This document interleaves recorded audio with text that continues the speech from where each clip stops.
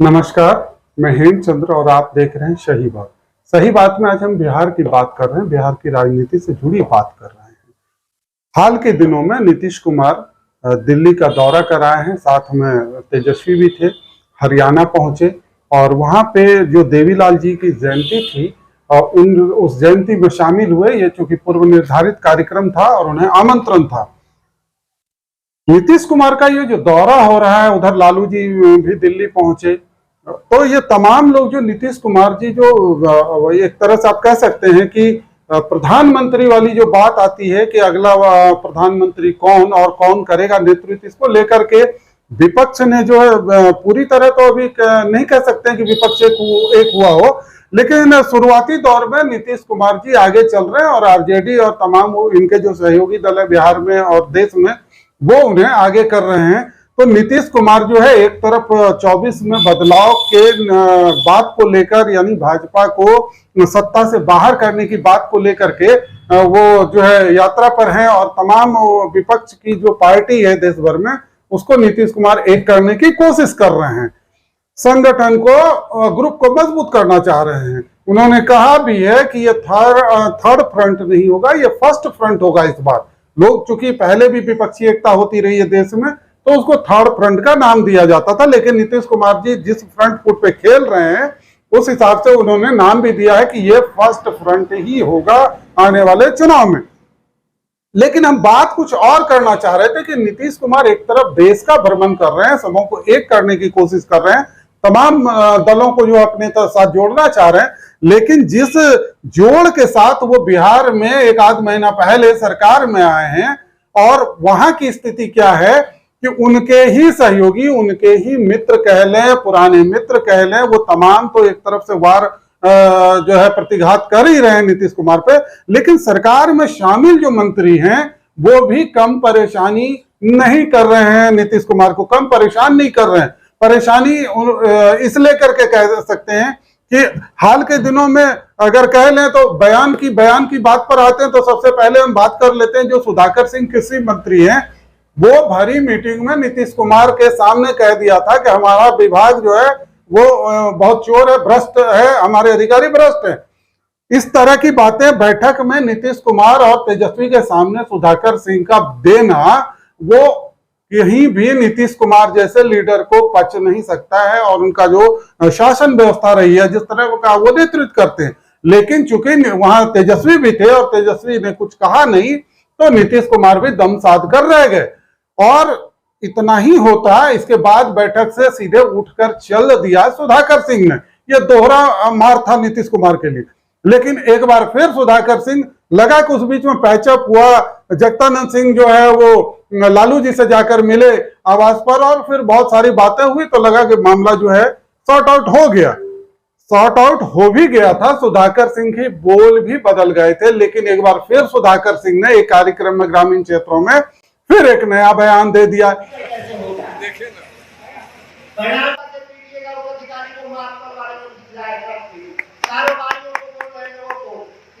तुमको है ही नहीं, कैसे घूम रहा है, मेरा अधिकारी भेजिए यहाँ पर, कोई इधर देखते हैं कि अच्छा अधिकारी आ जाए। ये हालत है हमारे विभाग का। 50-50 हजार सुनता है पालों से, 25-25 हजार, तो मैं उनसे बोल रहा हूँ। जाते हैं कभी कभी तो उसकी मंडी कहीं नहीं है, आदिवासी भाई लोग आते हैं, कहीं खड़ा हो जाते हैं और उनका औले पौले बिक जाता है। तो हम पूरा हमारा में 3 से 4 जगह, एक तो हम बनाएंगे मकड़ी देखना है।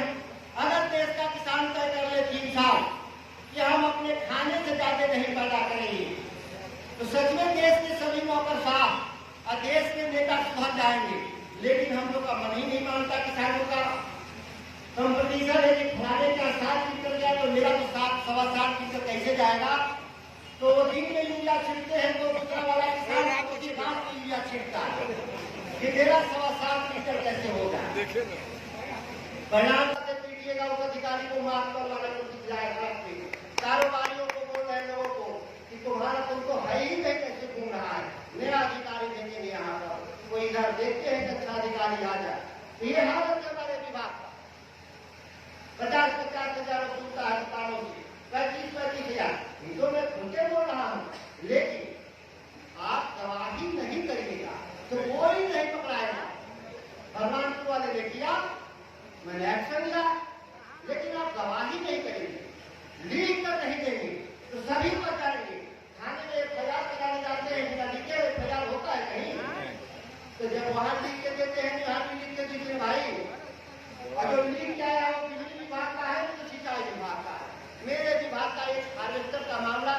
इस बार इन्होंने भ्रष्टाचार और भ्रष्ट पदाधिकारी अपने विभाग की बात करते हुए ये तक कह डाला है, आम लोगों से भाषण देते हुए, संबोधित करते हुए, कि अधिकारियों को जूते से मारो।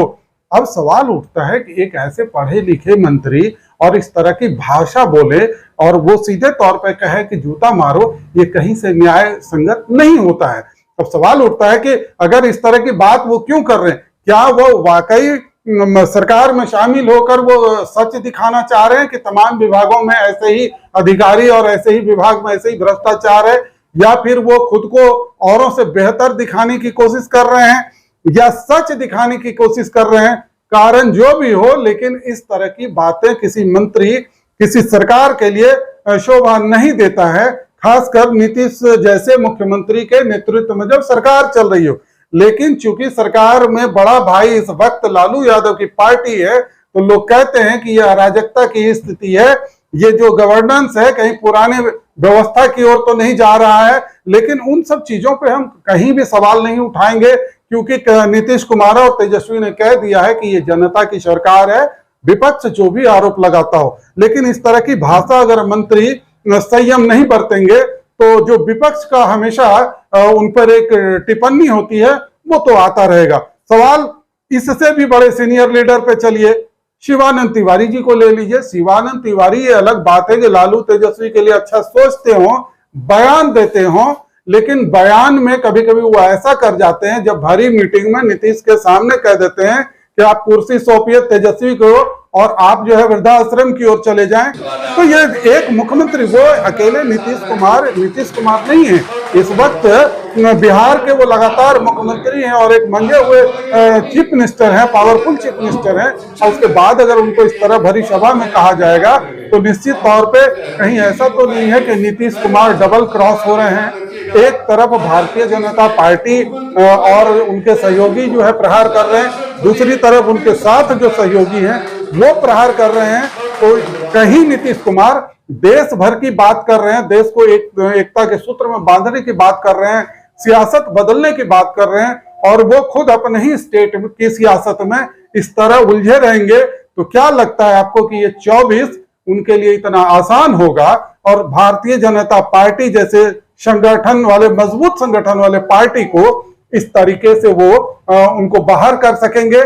फिलहाल जो गतिविधि है ऐसा तो नहीं लगता। आने वाले हालांकि दिनों में जिस तरीके से वो मेहनत कर रहे हैं, हो सकता है कि कुछ भी संभव हो। सियासत में कोई चीज स्थिर नहीं होता, यह समय के साथ बनता और बिगड़ता है। बहुत बहुत शुक्रिया।